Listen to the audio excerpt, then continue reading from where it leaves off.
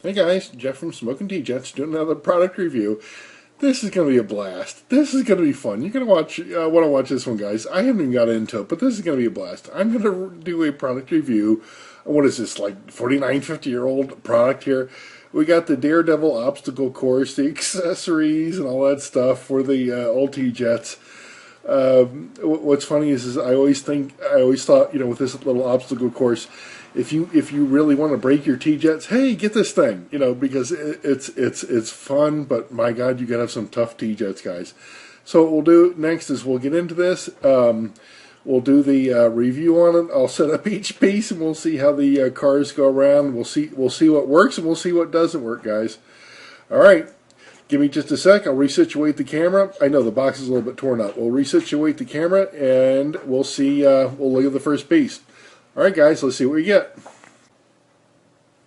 All right, hey guys. This is the first piece of the obstacle course. It's the one where the car jumps from the ramp there, and it lands in that little landing piece there.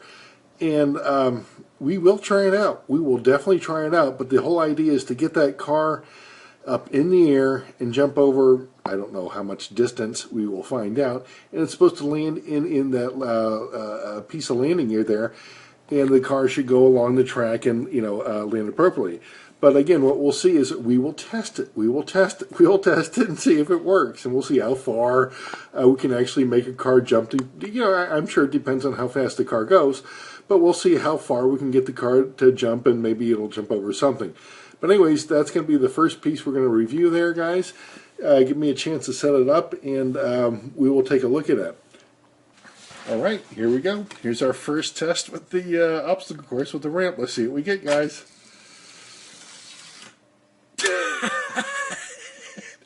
I didn't think it's going to work either.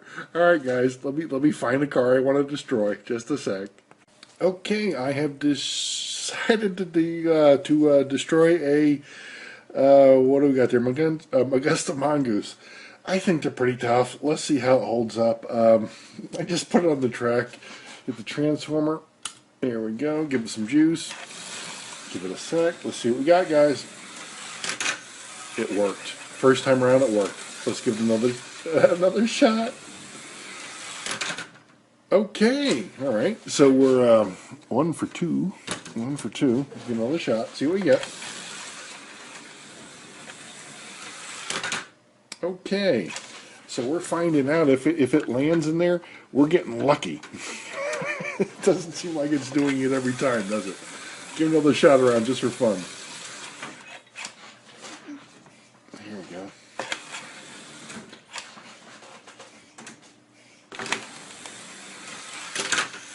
And it made it. It made it. Well, all right. Well, 2 out of 4, 50%. Not bad, but I wouldn't recommend. I'm going to exchange this out. I wouldn't recommend like a hot rod or anything. It's got a lot of chrome on it, guys. The way, especially it's very fast, it's going to hit that ramp and it's going to go airborne. We know that. We hope that the catcher piece there catches it. But if it goes airborne, you don't know if it's going to roll, if it's going to tumble. So I would keep something solid, again, like the mongoose or something like that. That's just, even like a cheetah. A cheetah would be awesome. Something that's just a really, really, really solid body. All right, guys, let's go ahead and check out the next piece. All right, this is the next piece we're reviewing. It's the, I guess you'd call it like a teeter-totter. Kind of interesting. Let me get the car off here for a sec. It's weighted. It's weighted, which is neat because here's one. Let me see if I can get it in. You do it down and it goes that way.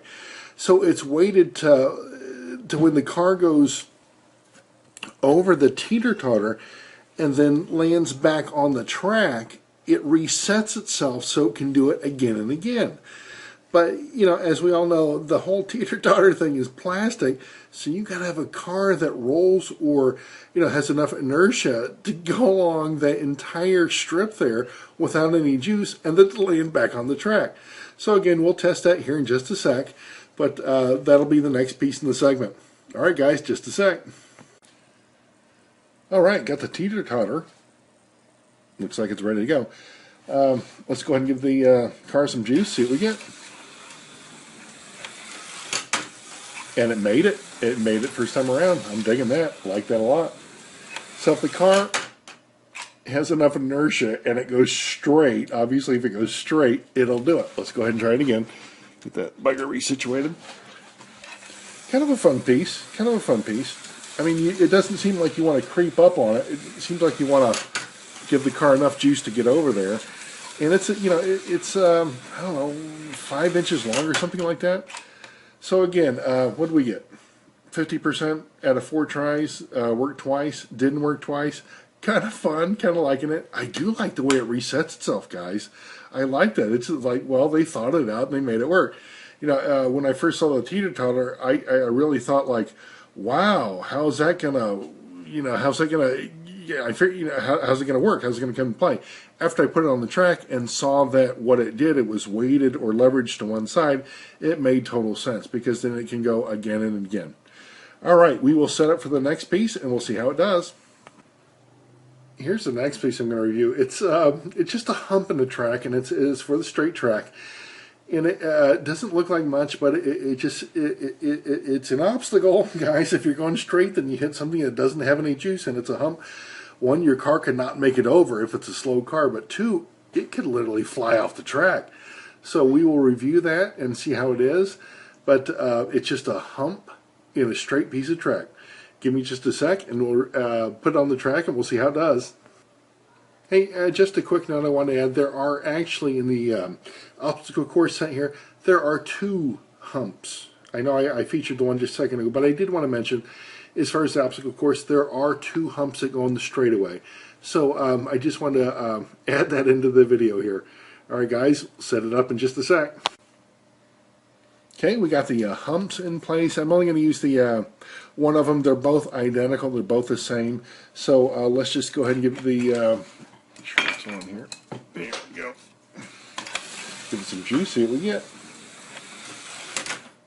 Boom. 0 for 1. Go ahead and resituate the car. Try it again. Okay, coming up to it. Here's what we get. There you go. That was pretty smooth, too. I didn't floor it, guys. I didn't floor it. I just gave it what I thought was enough juice to get over it. Okay, so we're 1 for 3. Let's give it one more shot. See what we get. Got a little juice. There we go. Okay. Coming around. Here we go. All right. So, hey, listen, guys. We're 50-50 with all this stuff. So far, I didn't test to 100 or anything, obviously, but it seems like we're 50-50 with what we got. Half the time it's going to work, half the time it might not work. Now, I will speculate with the ramp, the jump set there, that if we did it 100 times, and I really don't want to do it 100 times because I do like my cars, but that probably wouldn't be 50-50. But out of the 4 times we tried it, it worked half the time. So I think, one, the car has to be fast enough to do these things.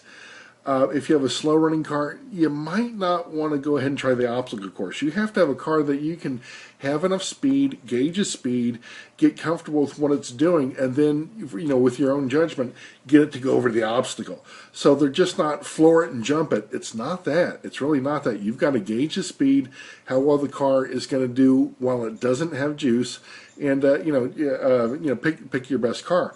All right, we got the radius is coming up for the track, and I will set up for that next, guys. All right, these are the last 2 pieces we're going to feature here. They're the bumps on a curve. Right, guys. Thanks, Aurora. Thanks for trying to destroy our cars on a curve now. We're going to test them. We'll test them. We'll see how they come out. But they got an inside radius, which is neat. I like that. And they got an outside radius curve, too. So if you're on the standard curve there, you get a chance to destroy your cars on either the outside or the inside lane, guys. So once again, we'll be checking them out, and we'll see how the cars fare. I know I'm making a joke, but I've always thought that, hey, the obstacle course is a great way to destroy your cars. So we will see. We'll see what we get. All right, guys, give me just a sec. We'll set this one up. All right, I just got the radiuses set up on the standard turn there. that Aurora's got set up. Let me go ahead and hit the juice, and we'll see. I got the car on the inside track. It'll be coming on around the inside track. See how it does. Smooth. Made it first time around. Okay, coming around again. 2 for 2, guys. 2 for 2. Liking that. Okay. Third time. What can you say? That's like gold. That's absolutely like gold. 4 for 4. I am totally liking that, guys. All right. Get the other transformer on here. Let's go ahead and just switch the. We'll switch the mongoose to the other track, and let's just go ahead and see what we get. Okay. 0 for 1. 0 for 1. Even got the guardrail there, guys, too. Did you see that? Even got the guardrail. Coming around again. Okay. 1 for 2. Let's see what else we get here. Coming around. There you go. I like that. Now, these humps are kind of pretty cool.